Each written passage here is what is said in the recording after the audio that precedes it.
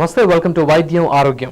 సంతానలేమి సమస్యలకు ఆధునిక చికిత్స విధానాలు ఏమేమి ఉన్నాయి, వాటి గురించి మనకు తెలియజేయడానికి 49 హాస్పిటల్స్ నుంచి డాక్టర్ మౌనిక గారు ప్రస్తుతం మనతో పాటు స్టూడియోలో ఉన్నారు. డాక్టర్ గారిని అడిగి మరిన్ని విషయాలు తెలుసుకుందాం. నమస్తే అండి, వెల్కమ్ టు వైద్యం ఆరోగ్యం. Thank you. అసలు సంతానలేమి అంటే ఏంటి, ఈ సమస్యను ఎప్పుడు గుర్తించాలి, అలాగే సంతానలేమి సమస్యకు గల కారణాలు ఏమేమి ఉంటాయి? ఓకే, సో సంతానలేమి అంటే ఇన్ఫర్టిలిటీ అండి అని ఎప్పుడు అంటామంటే ఒక హస్బెండ్ అండ్ వైఫ్ ఆల్మోస్ట్ ఒక 1 year వరకు అన్ప్రొటెక్టెడ్ ఇంటర్కోర్స్ అండి, అంటే ఎటువంటి ట్యాబ్లెట్స్ కానీ కాండమ్స్ కానీ వాడకుండా అండ్ ఫర్టైల్ పీరియడ్లో ట్రై చేస్తూ లేడీకి రెగ్యులర్ సైకిల్స్ ఉంటూ ఇలా చేసి కూడా 1 year తర్వాత కూడా ప్రెగ్నెన్సీ రాలేదు అన్నప్పుడే దాన్ని ఇన్ఫర్టిలిటీ అంటాము. దీంట్లో మనం యూజువలీ ఒక 1 year తర్వాత అప్రోచ్ అవ్వాలి ఇన్ఫర్టిలిటీ ఇవాల్యుయేషన్ కానీ ట్రీట్మెంట్కి అన్నది this is under 35 years age గ్రూప్లో విమెన్కి. అబవ్ 35 ఉన్న వాళ్ళు only after 6 months we ask them to approaches అనమాట. అండ్ దీంట్లో రీజన్స్ వచ్చేసి 30% వరకు విమెన్ సైడ్ ఉంటుందండి. ద రీజన్ 30%లో మేల్ ఫ్యాక్టర్ ఉంటుంది హస్బెండ్ సైడ్ నుంచి, అండ్ అరౌండ్ 20%లో distressing factors we do not know what the reason is అనమాట. ఎవరిది ఏ తప్పు, ఎందుకు లేదు, ఎందుకు కారణం ఏంటి అన్నది తెలీదు, అన్ఎక్స్ప్లెయిన్డ్ ఇన్ఫర్టిలిటీ. అండ్ 10%లో various other factors play role. అసలు పీసీఓడి అని మనం చాలా కామన్గా వింటూ ఉంటాం కదా, పీసీఓడి అంటే ఏంటి, అది సంతానలేమికి ఏ రకంగా కారణం అవుతుంది? సో పీసీఓడి అంటే ఇట్స్ అ హార్మోనల్ డిస్టర్బెన్స్ లాగా, ఒక హార్మోనల్ వ్యత్యాస. ఇది ఆల్మోస్ట్ ఇప్పుడు 5 to 10% అండి, అంటే ఎవ్రీ 10 womenలో ఒకరికి ఉంటూనే ఉంది బికాస్ ఆఫ్ ఒబేసిటీ కానీ లైఫ్ స్టైల్ ఫ్యాక్టర్స్ వల్ల కాబట్టి. కానీ PCOD is the only reason for infertility అని విమెన్ షుడ్ గెట్ డిప్రెస్డ్ అనమాట. రీజన్ ఏంటి అంటే ఇక్కడ సైకిల్స్ రెగ్యులర్గా ఉండవు కాబట్టి ఎప్పుడు ఇంటర్కోర్స్ పార్టిసిపేట్ అయితే husband and wife most fruitful ఉంటుంది అన్నది అర్థం కాదు లేడీకి. అండ్ ప్రతి నెల కూడా ఒక ఎగ్ పెరిగి మెచ్యూర్ ఎగ్ ఒకటి విడుదల అవుతుంది అన్న గ్యారంటీ ఉండదు వీళ్ళల్లో. So even minimal lifestyle చేంజెస్తో కానీ ఎక్సర్సైజ్ ఇన్కార్పొరేట్ చేసుకోవడంలో కానీ డైలీ రొటీన్లో అండ్ ఇలా కూడా they can have some results. అటు అలా చేసి కూడా ఒకవేళ ఇంకా ప్రాబ్లం ఉంది అంటే అప్రోచ్ అయితే ఒక ఇన్ఫర్టిలిటీ స్పెషలిస్ట్ని బేసిక్ డ్రగ్స్ కొన్ని మెడిసిన్స్తో విల్ ట్రై టు స్టార్ట్ అనమాట ట్రీట్మెంట్. ఓకే, అంటే వయసు ప్రభావం ఎంతవరకు ఉంటుంది? ఐ మీన్ వయసు అనేది ప్రభావితం చేస్తుందా ఈ ఇన్ఫర్టిలిటీ ఇష్యూని? డెఫినెట్గా. So like I stated starting 35 years above ఉంటే 6 monthsకే దే హ్యావ్ టు అప్రోచ్ అని అంటున్నాను. ఎందుకంటే పుట్టినప్పుడే మన ఫిక్స్డ్ సెట్ ఆఫ్ ఎగ్స్తో పుడతామండి, అరౌండ్ 1 to 2 million అనమాట. ఈ నంబర్స్ ఏమవుతున్నాయి అంటే డ్రాస్టిక్గా తగ్గుతూ పోతాయి ఎవ్రీ మంత్. ఇన్ఫ్యాక్ట్ ఒక లేడీ పీరియడ్ స్టార్ట్ అయినప్పుడు మెనార్కీ అటైన్ అయినప్పటికీ almost she is left only with around 4 lakh eggs అనమాట. ఎవ్రీ మంత్ 1 egg కాదు, almost hundreds of eggs die. So we can understand ఒక 35+ లేడీ ఆ ఏజ్ వచ్చేసరికి so many years of cycle, so many years of months pass అయినాయి కాబట్టి reserve అనేది చాలా తగ్గిపోయి ఉంటుంది. ఈ డిక్లైన్ కూడా ఫాస్టర్ అవుతుంది 35+లో. అండ్ జన్యు పరంగా కొత్తగా ప్రాబ్లమ్స్ రావచ్చు, ప్రెగ్నెన్సీ వచ్చినప్పుడు కూడా మిస్క్యారేజ్ రిస్క్ ఉండొచ్చు, లేదా BP problem, issues of sugars ఇవన్నీ కూడా హై ఉంటాయి కాబట్టి ఎర్లీగా చేసుకోమంటాం ప్లానింగ్ ఆఫ్ ప్రెగ్నెన్సీ. అండ్ 35+లో కూడా అవ్వాలి అంటే లెటస్ సే కెరియర్ వల్ల they postpone their life, still we have options of treatment. Right, మీతో మాట్లాడడానికి ఫస్ట్ కాలర్ కరీంనగర్ నుంచి సంతోష్ లైన్లో ఉన్నారు. సంతోష్ గారు, సమస్య ఏంటో చెప్పండి సార్, డాక్టర్ గారు ఉన్నారు. ఓకే, మీ ఏజ్, వైఫ్ ఏజ్ ఏంటండి? ఓకే, అంటే ఎటువంటి ట్రీట్మెంట్స్ ఏం తీసుకోలేదా అండి ఇంతవరకు? ఓకే అండి, మామూలుగా అయితే ఎందుకు ఈ 1 year అన్నది నేను స్ట్రెస్ చేస్తున్నాను అంటే అకార్డింగ్ టు స్టాటిస్టిక్స్ కానీ జరిగిన స్టడీస్ కానీ అవన్నీ కూడా ఇన్ని ఏళ్ళగా చేసినది ప్రూవ్ ఏంటి అయ్యాయి అంటే నియర్లీ 90% అంటే 90% కపుల్స్లో 1 year వరకు ఇలా అన్ప్రొటెక్టెడ్ ఇంటర్కోర్స్లో పార్టిసిపేట్ చేస్తే ఏదో ఒక మంత్లో ప్రెగ్నెన్సీ వస్తుంది. రైట్ అవే ఫస్ట్ 6 monthsలో రాకున్నా మేబీ ఇన్ ద లాటర్ హాఫ్లో కూడా వస్తుంది. 1 year తర్వాత కూడా రాని వాళ్ళు మిగిలేది 10% అనమాట. అనదర్ 7 to 8% నెక్స్ట్ ఇయర్లో కూడా కన్సీవ్ అవ్వచ్చు అండి. సో 3rd year వరకు మిగిలేది a very meagre percentage of 2 to 3%. So వీళ్ళకి డెఫినెట్గా ఇవాల్యుయేషన్ అవసరము. సో మీరు ఫస్ట్ ఒక డాక్టర్ని కన్సల్ట్ అయితే బేసిక్ అండి, అంటే ట్యూబ్స్ ఓపెన్ ఉన్నాయా లేదా, ఒక ఎగ్ రిలీజ్ అవుతుందా లేదా వైఫ్కి, మీ కణాల కౌంట్స్ ఎలా ఉన్నాయి, ఈ బేసిక్ టెస్ట్స్ అన్న క్యారీ అవుట్ చేసుకొని ఏమన్నా ప్రాబ్లం ఉంటే దాన్ని రెక్టిఫై చేసుకోండి. రైట్, నెక్స్ట్ పెద్దపల్లి నుంచి మమతా లైన్లో ఉన్నారు. మమతా గారు మాట్లాడండి, డాక్టర్ గారు ఉన్నారు, సమస్య ఏంటో చెప్పండి. Hello madam. హలో అండి, చెప్పండి. నా పేరు మమతా. నమస్తే. 14 years అవుతుంది. ఓకే, ఎన్ని హాస్పిటల్ తిరిగినా కానీ పిల్లలు కాలేదు మేడం. రీసెంట్ గా 2 years అవుతుంది, లాప్రోస్కోపీ అయింది. అయితే దీనికి వాళ్ళు ఏమంటున్నారు, IUI చేయించుకోవాలి అంటున్నారు. ఓకే అది అండి. సక్సెస్ అవుతుందా లేదా తెలియదా? మీ వయసు చెప్పండి. ఎంత అండి? మీ వయసు ఎంత అండి? నా 34 ఇయర్స్. 34. 34 ఇయర్స్. ఓకే. సో ఇప్పుడు 34 ఇయర్స్ అయినా మీకు ఎర్లీగా మ్యారేజ్ అయింది. సో ఆల్మోస్ట్ 14 ఇయర్స్ అవుతుంది అండి. సో 14 ఇయర్స్ మ్యారీడ్ లైఫ్లో మీరు ఆల్రెడీ ట్రీట్మెంట్స్ అంటే నాకు తెలిసి టాబ్లెట్స్ తీసుకొని ఒక ఎగ్ విడుదలైన టైం న్యాచురల్గా ఇంటర్కోర్స్ అలా ట్రై చేశారు, అది కుదరలేదు. ఇప్పుడు నెక్స్ట్ స్టెప్ ఐయుఐ అంటున్నారండి. ఫస్ట్ రివైజ్ చేసుకోండి. లాప్రోస్కోపీ చేసుకున్నారు, నాకు తెలిసి లాప్రోస్కోపీ చేశారంటే ట్యూబ్స్ ఓపెన్ ఉన్నాయా లేదా అనేది టెస్ట్ చేసి ఉంటారు ఆల్రెడీ సేమ్ సెట్టింగ్లో. ఓపెన్ ఉంటేనే మీకు ఐయుఐ అంటున్నారు. ఈ ఐయుఐ అన్న ట్రీట్మెంట్ కూడా మీ ఏజ్ ఫ్యాక్టర్ ఉంది, ఇప్పుడు 34 ఇయర్స్ కాబట్టి ఎక్కువ వేస్ట్ చేయకుండా maybe 1 or 2 cycles IUI try చేసి కుదిరితే ఈ 2 ఫెయిల్ అయితే మాత్రం ఐవీఎఫ్ వెళ్ళాల్సి ఉంటుందండి. ఐయుఐలో సక్సెస్ రేట్ అరౌండ్ 15% ఉంది. అంటే 10 కపుల్స్కి చేస్తే 1 or 2 వాళ్ళకి ప్రెగ్నెన్సీ వస్తుందండి దీని ద్వారా. Right ma'am. అండ్ సంతానలేమి సమస్యతో ఇబ్బంది పడుతున్న వాళ్ళు అసలు స్టార్టింగ్లో ఎట్లాంటి టెస్టులు చేయించుకోవాల్సిన అవసరం ఉంటుంది అంటే హాస్పిటల్స్కి వచ్చే ముందు? సో బేసిక్గా వచ్చిన వెంటనే ఎప్పుడు కూడా మేము సెకండ్ డే ఆఫ్ పీరియడ్ టైంలో రమ్మంటామండి. దిస్ ఈజ్ మోస్ట్ క్రూషియల్ అనమాట. మెన్సెస్ స్టార్ట్ అయిన సెకండ్ డే రమ్మంటాం, ఎందుకంటే ఆ రోజే మనం బేసిక్ స్కాన్ అనేది చేయొచ్చు లేడీ మీద. యూట్రస్ చూస్తాము, ఓవరీస్ చూస్తాము, ఓవరీస్లో ఉన్న ఫాలికల్స్ ఎగ్స్ని అప్రిషియేట్ చేస్తాము. చూసుకున్న తర్వాత స్కాన్ తర్వాత నెక్స్ట్ ఏంటి అంటే హస్బెండ్ సైడ్ నుంచి semen analysis is very important అనమాట. So semen analysis counts more than 15 million per milliliter of sperm is normal count, and motile sperms at least above 30% ఉండాలి అంటాం. So this is the basic minimum ఈ 2. ఇవి కాకుండా ఏంటి అంటే next వచ్చేసి tubes అండి. సో ఎందుకంటే ఎగ్ కణం అనేది ట్యూబ్లోనే కలుస్తుంది కాబట్టి tubes test. So these 3 are the basic 3 tests which are needed ఒక ఇన్ఫర్టైల్ కపుల్కి. రైట్. నెక్స్ట్ రంగారెడ్డి నుంచి జ్యోతి లైన్లో ఉన్నారు. జ్యోతి గారు. ఓకే, నమస్తే మేడం. నమస్తే అండి, చెప్పండి. మేడం నాకు నాది ఏజ్ వచ్చేసి 34 అండి. ఓకే అండి. అంటే పెళ్ళైన నుంచి ఇంకా 10 ఇయర్స్ అవుతుంది, పిల్లలు లేదని చెప్పి హాస్పిటల్ అన్నీ తిన్నాం. ఐయుఐఫై లేదు, ఐవీఎఫ్ అయింది. ఐవీఎఫ్తో ఒకటి ప్రెగ్నెన్సీ కన్ఫర్మ్ అయింది మేడం. ఓకే. ఆకివి చాలేదని అబార్షన్ అయింది. మళ్ళీ ఇప్పుడు న్యాచురల్గా కన్సీవ్ అయినా మేడం. Okay, very good. అయితే 2 times అబార్షన్ అయిందని చెప్పి సెర్విక్స్కి కుట్లేసిరు. ఓకే. అదే కుట్లేసిన తర్వాత జాగ్రత్తగా తీసుకోవాలి ఏంటి అని కాల్ చేసిన మేడం. ఓకే అండి. సో ఇప్పుడు 2 times అబార్షన్ అయింది అండ్ సర్విక్స్కి కుట్టు వేశారు. సర్విక్స్కి కుట్టు ఎప్పుడు వేస్తామంటే అండి, సర్విక్స్ అన్నది లెంత్ చూస్తామన్నమాట, అంటే గర్భసంచి మూతి బయటికి వెళ్ళే దారి. సో అది కొంతమందికి షార్ట్ ఉంటుంది, ఫంక్షనల్ లెంత్ అంటాం. 2.5 centimeters కంటే తక్కువ ఉంది అన్నప్పుడు సపోర్ట్ కోసం మనం ఒక కుట్టు వేస్తామండి, ఎన్సర్క్లాజ్ అంటాం దీన్నే. ఎప్పుడంటే ఎన్టీ స్కాన్ బేబీకి ఏమీ ప్రాబ్లం లేదు అని తెలుసుకున్న తర్వాత అరౌండ్ 13-14 వీక్స్ దగ్గర మనం అక్కడ వేస్తామన్నమాట ఈ కుట్టు.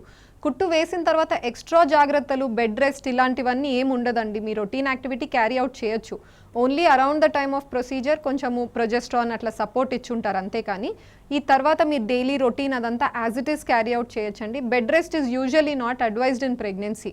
సో మీ డైలీ రొటీన్ కానీ ఏమైనా జాబ్ చేస్తున్నారంటే you can happily carry out. Miryalaguda నుంచి మౌనిక మీతో మాట్లాడడానికి లైన్లో ఉన్నారు మ్యామ్. మౌనిక గారు. హలో, నమస్తే మేడం. నమస్తే అండి. నా ఏజ్ వచ్చేసి 24 అనమాట. 2 years అయింది మ్యారేజ్ అయ్యి. PCOD problem. అయితే టాబ్లెట్స్ వాడుతున్నంతసేపు నార్మల్ కొంచెం ఓవరీస్ అనేవి పెరుగుతున్నాయి తగ్గుతున్నాయి అనమాట. సైజ్ కూడా పెరుగుతుంది. ఓకే. మా డాక్టర్ వచ్చేసి లాప్రోస్కోపీ చేపించుకోమని చెప్తున్నారు.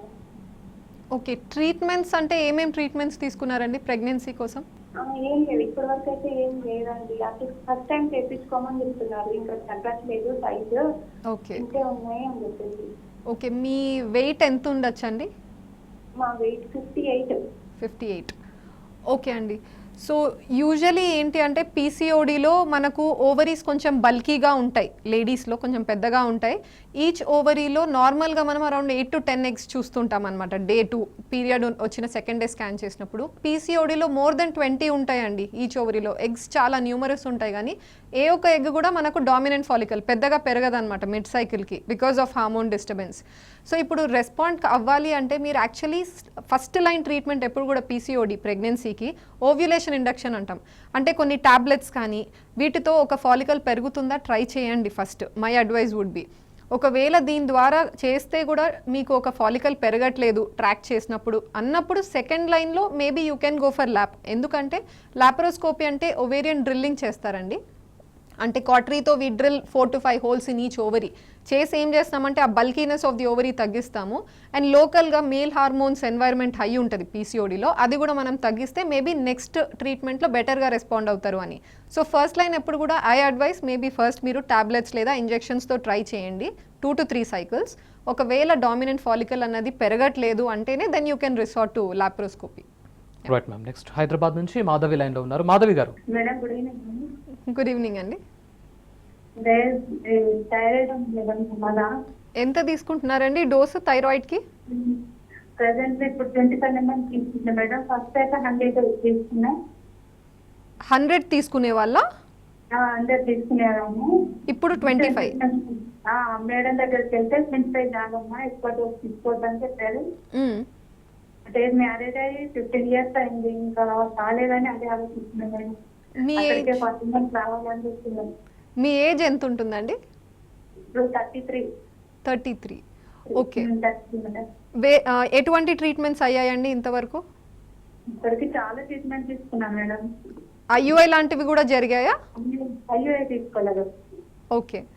ఐయుఐలో ఏదైనా ఉంటుందా మేడం, తీసుకోవచ్చా? తీసుకోవచ్చండి, బికాస్ ఫర్టిలిటీలో ట్రీట్మెంట్స్ అన్నవి 3 రకాలు ఉంటాయి. ఒకటి మీరు ఆల్రెడీ అవుతుందో కాదో తెలియదు మేడం. యా ఇప్పుడు థైరాయిడ్ వల్ల లేదండి, అంటే ఇప్పుడు థైరాయిడ్ సమస్య వల్లనే కాదు అని అయితే నేను అనను అండి. Thyroid one of the many reasons అనమాట. థైరాయిడ్ కానీ ప్రొలాక్టిన్ కానీ ఈ పీసీఓడి అన్నవి కానీ ఇవన్నీ కూడా హార్మోన్ డిస్టర్బెన్సెస్ ఉంటే ఫాలికల్ పెరగడంలో కష్టం అవుతుంది కాబట్టి దాన్ని కరెక్ట్ చేసుకుంటాం. సో మీరు చేస్తే థైరాయిడ్ టెస్ట్ TSH అన్న వాల్యూ అని చూస్తాము. అది as long as less than 2.5. ఒక జనరల్ పాపులేషన్కి రేంజ్ 4 to 5 ఉన్నా ఏమీ ట్రీట్మెంట్ అవసరం ఉండదండి. కానీ ఒక లేడీ ప్రెగ్నెన్సీ ప్లాన్ చేస్తున్నా లేదా ప్రెగ్నెన్సీతో ఉన్నా the value should be less than 2.5. So మీరు ఈ వాడుతున్న మెడికేషన్తో ఒకసారి TSH వాల్యూ రిపీట్ చేసుకోండి. అది లెస్ దెన్ 2.5 ఉంది అంటే అది ఏమి ప్రెగ్నెన్సీ రాకపోవడానికి కల్ప్రిట్ కాదు. We'll have to find other reasons అనమాట. రైట్. నెక్స్ట్ మిర్యాలగూడ నుంచి మౌనిక లైన్లో ఉన్నారు. మౌనిక గారు. హలో అండి. హలో. Hello ma'am. హలో చెప్పండి. Hello ma'am. యాక్చువల్లీ మా హస్బెండ్కి ప్రాబ్లం ఉంది మ్యామ్. యాక్చువల్లీ అన్ని చెకప్స్ చేయించుకున్నాము ఇద్దరము. 3 years అవుతుంది మ్యారేజ్ అయ్యి.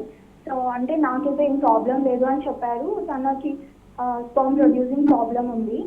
సో డోనర్ తీసుకొని మేము IUI ట్రై చేసాము 3 times, సక్సెస్ అవ్వలేదు. తర్వాత లాప్రోస్కోపీ కూడా చేశారు. తర్వాత కూడా 2 times చేశానండి, సక్సెస్ అవ్వలేదు. సో మేబీ రీజన్స్ ఏమైనా ఉండొచ్చు. ఓకే. సో నేను ఫస్ట్లోనే చెప్పాను కదండి, అన్ఎక్స్ప్లెయిన్డ్ ఇన్ఫర్టిలిటీ ఆల్మోస్ట్ 20-25% ఉంది. అంటే మాకు 100 మంది కపుల్స్ అప్రోచ్ అయితే 20-25 మందిలో రీజన్ ఏంటి అని చెప్పలేకున్నాం అనమాట. ఇన్ఫ్యాక్ట్ కౌంట్స్ బాగుంటాయి. మీరు డోనార్ సిమెన్ శాంపుల్ తీసుకున్నారంటే నార్మల్ కౌంట్స్ ఉంటాయి, నార్మల్ మొటిలిటీ ఉంటుంది. మీ సైడ్ నుంచి IUI చేశారంటే ట్యూబ్స్ ఓపెన్ ఉంటాయి, ఒక ఫాలికల్ వస్తుంది, కానీ ఎందుకు కావట్లేదు అంటున్నారు. ఇవన్నీ ఏంటి అంటే మనకున్న బేసిక్ టెక్నాలజీతో మనము ఆ రీజన్ ఏంటి అన్నది ఐడెంటిఫై చేయలేకున్నాం. రీజన్ లేదు అన్నది కాదు, ఎందుకంటే డీటెయిల్గా వెళ్తే ఏంటి అంటే జన్యు పరంగా ఎలా ఉంది, క్వాలిటీ ఆఫ్ ఎగ్ ఎలా ఉంది మనకు కనపడదు. ట్యూబ్ బాగానే ఉంది, ఎగ్ రిలీజ్ అవుతుంది, కానీ ట్యూబ్ ఆ ఎగ్ని పట్టుకోగలుగుతుందా, ఎగ్ స్పర్మ్ కలిసిన తర్వాత ఫర్టిలైజ్ అవుతున్నాయా లోపల, ఇవన్నీ దే ఆర్ ఆల్ అన్నోన్ అనమాట. అందుకే IUIలో మన సక్సెస్ రేట్ 15% ఉంటుంది. మీరేంటి అంటే you have already exhausted the options అండి. 3 times IUI అయింది, తర్వాత క్రాస్ రోడ్ దగ్గర will tell either laparoscopy and then IUI లేదా డైరెక్ట్ IVF. మీరు IUI కూడా చేశారు. నా సజెషన్ వుడ్ బి మీరు IVF వెళ్తే బెటర్. డెఫినెట్గా the success rate will be 45-55% అనమాట. ఎందుకు ఇంత హై ఉంటుంది అంటే మనం ఎగ్ స్పర్మ్ ల్యాబ్లో కలిపి ఎంబ్రియో తయారు చేసి అక్కడి వరకు గ్యారంటీ ఉంది, కానీ ఎంబ్రియో పెట్టిన తర్వాత అతుక్కుంటుందా, ఎంబ్రియో క్వాలిటీ ఎలా ఉంది, these are uncertain. These are the only factors uncertain. కాబట్టి success rate will be higher for you. మీరు IVF వెళ్ళి డోనార్ స్పర్మ్తో వెళ్ళొచ్చు, లేదా హస్బెండ్కి అజూస్పర్మియా శాంపుల్లో ఉండొచ్చు, కౌంట్స్ కనపట్లేదు, డైరెక్ట్గా టెస్టిస్లో ఏమన్నా నీడిల్ వేస్తే శాంపుల్ స్పర్మ్స్ దొరుకుతాయా. సో IVF వెళ్ళినప్పుడు also try to explore the option where you can use your husband sperm only. Right. Next Rangareddy నుంచి మమత లైన్లో ఉన్నారు. మమత గారు. నమస్కారం మేడం. నమస్తే అండి. అదే నాకు ఓవరీ పైన కొంచెం బబుల్ లాగా వచ్చిందండి. చెప్పండి. హలో చెప్పండి, అర్థమైంది, చెప్పండి. ఓవరీ పైన కొంచెం బబుల్ లాగా వచ్చింది, దానికి అది మెడిసిన్స్ కి తగ్గిపోతుందా? ఓకే. కదా మేడం. సింగిల్ అంటే ఓవేరియన్ సిస్ట్ అంతేనా, అదే అంటున్నారా మీరు? ఓకే అండి, నాకు అర్థమైంది ఏంటంటే ఓవేరియన్ సిస్ట్ అంటున్నారు. దీనికి ఏంటి అంటే మనం usually size of the cyst చూస్తామండి. ఒక యంగ్ లేడీలో 35 బిలో ఉంది, నాట్ నియర్ మెనోపాజ్, అట్లా యంగ్ లేడీ అంటే మనం ఆల్మోస్ట్ 5 to 8 సెంటీమీటర్స్ ఉన్నా కూడా ఓసీపీస్ అంటాం అనమాట. అంటే contraceptive pills like hormones, estrogen, progesterone రెండు ఉన్న టాబ్లెట్స్ ఉంటాయి. వి గివ్ ఫర్ 21 days హార్మోన్స్తో. సో వీటితో you can try 2 to 3 cycles. అది మీకు పెయిన్ ఇలాంటి ఇష్యూస్ లేవు అన్నంత వరకు 3 months అలా ట్రై చేసి రిపీట్ చేసుకోండి స్కాన్. ఇంకా పర్సిస్ట్ అవుతుంది అంటే అప్పుడు you might need surgery, like ఏదో ఒకటి లాప్రోస్కోపీ కానీ టు రిమూవ్ ద సిస్ట్. కానీ ఒకవేళ మీకు పెయిన్ ఇష్యూస్ ఉంది అలా ఏమన్నా ఉన్నాయంటే you might have to go for surgery అండి. ఎందుకంటే ఓవరీ సైజ్ పెద్దగా అవుతుంది కాబట్టి సడన్గా టర్న్ అయ్యి మీకు సర్జికల్ ఎమర్జెన్సీ అయ్యే ఛాన్స్ ఉంటుంది. Right ma'am. నెక్స్ట్ సిద్దిపేట నుంచి అనిత లైన్లో ఉన్నారు. అనిత గారు. నమస్తే మేడం. నమస్తే అండి. మేము 59 వచ్చినాం మేడం. జ్యోతి మేడం దగ్గర చూస్తున్నాం. అయితే నాకు రివోకన్ ఆపరేషన్ అయింది. ట్యూబ్సా? ఓకే. ఆపరేషన్ అయినాక మళ్ళీ రివోకన్ చేస్తున్నాం మేడం ఇక్కడ నెక్స్ట్. ఓకే అండి. ప్రెగ్నెన్సీ రావట్లేదు అని మళ్ళీ 59 హాస్పిటల్కి వచ్చినాం మేడం. ఇట్లా లైవ్ చేసి ఓకే. వస్తే మేడం ప్రెగ్నెన్సీ అవుతుందమ్మా అని టాబ్లెట్స్ ఇచ్చింది. జ్యోతి మేడం ఇచ్చింది మేడం. ఓకే అండి. తెచ్చి వాడుకున్నాక నాకు కన్ఫర్మ్ అయింది మేడం. ఓకే. ప్రెగ్నెన్సీ కన్ఫర్మ్ అయినాక నన్ను రమ్మని చెప్పింది కానీ నేను కొంచెం టైం తీసుకున్నాక 2 months వెళ్తా అనుకున్నా. కానీ నాకు 1 month 15 days లాగానే అబోర్షన్ అయింది మేడం. ఓకే అండి. ఇప్పుడు ఆడుకోవడం లేదు మేడం. ఎందుకు కాబట్టి ఏం అవ్వట్లేదు అంటున్నారు? పీరియడ్స్ ఆడడం లేదు మేడం. కంటిన్యూ అవుతుంది. 25 days అవుతుంది. ఈ అబార్షన్ అయిన టైం నుంచి అవుతున్న బ్లీడింగ్ అంటున్నారా మీరు? అవును మేడం. ఓకే. సో ఈ అబార్షన్లో బ్లీడింగ్ డెఫినెట్గా నార్మల్గా అయ్యేదానికంటే ఎక్కువ అవుతుందండి. బికాస్ ప్రెగ్నెన్సీ లైనింగ్ థిక్కెనింగ్ ఎక్కువ ఉంటుందన్నమాట. నార్మల్గా సైకిల్ ఒక 7 to 8 millimeters అలా అవ్వచ్చు. కానీ ప్రెగ్నెన్సీ వచ్చినప్పుడు చాలా థిక్ ఉంటుంది కాబట్టి లైనింగ్ బ్లీడింగ్ డెఫినెట్గా ఎక్కువ రోజులు అవుతుంది. కానీ 25 days ఇంత లాంగ్ అవుతుంది, హెవీ అవుతుంది, మీరు అనీమియా వీక్నెస్ వచ్చేంత బ్యాడ్గా ఉందంటే డెఫినెట్గా చెక్ స్కాన్ అంటామండి. అబార్షన్ కంప్లీట్గా అయిందా లేదా అన్నది స్కాన్ డెఫినెట్గా చేయించుకోవాల్సి ఉంటుంది. ఎందుకంటే even minimal product of conception retain అయిన యూట్రస్లో వెజల్స్ ఏవైతే ఉన్నాయో వాల్లో యూట్రస్వి ఓపెన్గానే ఉంటాయి, అవి మూసుకపో. సో ఓపెన్ ఉన్నంత వరకు మీకు బ్లీడింగ్ అవుతూ ఉంటుంది, ఇన్ఫెక్షన్ అయ్యే ఛాన్స్ ఉంటుంది. సో డెఫినెట్గా ఒకసారి హాస్పిటల్కి వెళ్ళి చెక్ స్కాన్ చేయించుకోండి. ఒకవేళ ఏమైనా ప్రోడక్ట్ ఆఫ్ కన్సెప్షన్ అతుక్కొని అది బ్లీడింగ్ కావట్లేదు, బయటికి రావట్లేదు అంటే యూ మైట్ నీడ్ డిఎన్సీ అనమాట. Right ma'am. నెక్స్ట్ పూణే నుంచి మాధవి లైన్లో ఉన్నారు. మాధవి గారు. హలో మాధవి గారు, డాక్టర్ గారు ఉన్నారు. సమస్య ఏంటో చెప్పండి. హలో. హలో అండి, చెప్పండి. మేడం నాది ఫస్ట్ బేబీ పుట్టింది మేడం. ఓకే. తర్వాత 9th month లో కడుపులోనే అమ్మ చనిపోయింది. ఫస్ట్ బేబీ అంటున్నారా? ఫస్ట్ బేబీ బాగానే పుట్టింది. తర్వాత 9th month లో అమ్మాయి చనిపోయింది కడుపులోనే. ఓకే. మళ్ళీ రెండోది కూడా అట్టే అయింది మేడం. మళ్ళీ మూడోది కూడా అట్టే అయింది మేడం. ఆహా, అంటే ఇప్పుడు మీకు ఒక బేబీ ఉందా అండి? ఓకే. సెకండ్ ప్రెగ్నెన్సీలో 9th month లోనే బేబీ చనిపోయింది పొట్టలోనే అన్నారు కదా? అవును మేడం. మళ్ళీ 6th month లో బేబీకి బాగలేదని చూపించుకున్నాము. మీకేమైనా బీపీ ఇష్యూ ఉండేనా అమ్మా? హై బీపీ అట్లా ఏమైనా ప్రాబ్లం ఉండేనా? షుగర్ కానీ? Blood group O negative. Okay, O negative. హస్బెండ్ది పాజిటివా అండి? అవునండి. ఓకే అండి. సో ఇప్పుడు ఫస్ట్ డెలివరీ అయిన తర్వాత ఇంజెక్షన్ ఏమన్నా తీసుకున్నారా? తీసుకున్నారా? ఓకే. సో మోస్ట్లీ ఇప్పుడు యాంటీడీ ఫస్ట్ డెలివరీ అయిన వెంటనే తీసుకున్నారు అంటే దానివల్లనే రీజన్ ఉండకపోవచ్చు. నెక్స్ట్ ప్రెగ్నెన్సీలో ఏమవుతుందంటే మీది నెగటివ్, హస్బెండ్ది పాజిటివ్ కాబట్టి ఒకవేళ బేబీ పాజిటివ్ బ్లడ్ గ్రూప్ ఉంటే బాడీలో మీ బాడీలో ప్రొడ్యూస్ అయ్యే యాంటీబాడీస్ వెళ్ళి బేబీలో రక్త కణాలని చంపేస్తాయండి. అనీమియాతో బేబీకి ప్రాబ్లం అవ్వచ్చు. ఇంకొక రీజన్ ఏంటి అంటే మీరు ఇంజెక్షన్ తీసుకున్నా అంటున్నారు కాబట్టి ఇలా 9th month లో సడన్గా లోపల చనిపోవడం ఇలాంటివి ఎప్పుడవుతాయి అంటే ఒకటి వచ్చేసి బీపీ ప్రాబ్లం, ఒకటి బ్లడ్ క్లాటింగ్ టెండెన్సీ అంటామండి. అంటే ప్లాసెంటా దేని ద్వారా అయితే మదర్ నుంచి బేబీకి ఫుడ్ వెళ్తుందో ఆ దారిలో ఒకవేళ క్లాట్స్ ఫామ్ అయ్యాయి అనుకోండి, చాలా బ్లాకేజెస్, దానివల్ల బేబీకి ఫుడ్ అందక సడన్గా బేబీ లోపల చనిపోవచ్చు, లేదా ప్లాసెంటా సపరేట్ అవుతుంది అనమాట డెలివరీ కంటే ముందే. నెక్స్ట్ ఇంకొకటి ఏంటి అంటే హై షుగర్స్ ఉన్నప్పుడు కూడా బేబీ అసిడోసిస్ అంటే మంచిగా ఆక్సిజన్ అందక లేదా వేరే రీజన్స్ వల్ల సడన్గా లోపల చనిపోవచ్చు. సో ఇవి ఏమన్నా ఉన్నాయా, ఈ blood clotting tendency, APLA profile, ఇవి టెస్ట్ చేసుకొని అడిషనల్ మెడికేషన్స్ యాడ్ చేసుకొని నెక్స్ట్ ప్రెగ్నెన్సీలో కొంచెం ట్రై చేయండి. రైట్. అయితే మ్యామ్ కొన్ని రకాల ఇన్ఫెక్షన్లు ఉండటం వల్ల సంతానలేమి సమస్య అనేది ఉత్పన్నం అవుతుంది అని చెప్తుంటారు. అది ఎంతవరకు నిజం? అలాగే ఆ ఇన్ఫెక్షన్లు అనేవి ఏమేమి ఉంటాయి? సో ఈ ఇన్ఫెక్షన్స్ అన్నప్పుడు మోస్ట్ కామన్ వచ్చేసి ఎస్టీడీస్ అంటామండి, అంటే సెక్షువలీ ట్రాన్స్మిటెడ్ డిసీజెస్ అనమాట. ఇక్కడ ఏంటి అంటే పర్టిక్యులర్ ఆర్గానిజమ్స్ కింద మనకు ఎప్పుడు వైట్ డిశ్చార్జ్ అవుతుంది, తెల్లబట్ట అవుతుంది అని చాలామంది అంటుంటారు. లేదా రిపీటెడ్గా యూరిన్ ఇన్ఫెక్షన్స్ రావడం. లేడీకి యూరిన్ అవుట్ఫ్లో, యురేత్రా అనేది వెజైనాకి చాలా క్లోజ్గా ఉంటుంది కాబట్టి urine infection, vagina infections can go hand in hand అనమాట. ఇలా ఇన్ఫెక్షన్ వచ్చినప్పుడు ఏమవుతుందంటే ఇట్లా అసెండ్ అండి, cervix, then uterus, then it go to the tube. అప్పుడు ఏమవుతుందంటే ట్యూబ్స్ని బ్లాక్ చేసే ప్రాబ్లం రావచ్చు, యూట్రస్లో లైనింగ్ దెబ్బ తినచ్చు ఈ ఇన్ఫెక్షన్స్ వల్ల. This is how it can affect infertility to a great extent. Right. ఈ వారసత్వంగా వచ్చే ఇష్యూ కింద చూడొచ్చు అంటారా? నో, ఇన్ఫెక్షన్స్ జెనెటికలీ ఇన్హెరిటెడ్ ఉండవు. ఈ ఇన్ఫర్టిలిటీ వచ్చేసి జెనెటిక్గా ఇన్హెరిటెడ్ ఉండొచ్చు సర్టన్ సినారియోస్లో. ఇప్పుడు ఎక్కువ ఇట్ ఈస్ లైఫ్ స్టైల్ రీజన్సే అండి. ఎందుకంటే మన grandparents never complaint cycles రెగ్యులర్గా లేవు అనడం. They used to have 9-10 babies for all we know. So why is this happening ఇట్లా ఇంత ర్యాంపెంట్గా ఇప్పుడు అంటే lifestyle. So that is one side. Next జెనెటిక్గా ఎక్కడ ఉండొచ్చు అంటే కొంతమంది మెన్లో స్పర్మ్స్ కనపడట్లేదు అంటారు, ఐజోస్పర్మియా నిల్ కౌంట్స్. అక్కడ ఏంటి అంటే వై క్రోమోజోమ్ అంటాము. ఇలా ఏమన్నా వై క్రోమోజోమ్ రీజన్లో డెలీషన్ ఏమన్నా ఉంది అంటే it can be inherited to the next child if it's a boy. Right ma'am. సో మొత్తంగా అసలు సంతానలేమి, దాని కారణాలు, తర్వాత చికిత్స విధానాలు, వీటి గురించి చాలా చక్కగా మాకు ఎక్స్ప్లెయిన్ చేశారు. Thank you so much. ఇది వాటి వైద్యం ఆరోగ్యం. చూస్తూనే ఉండండి టే న్యూస్. నమస్తే.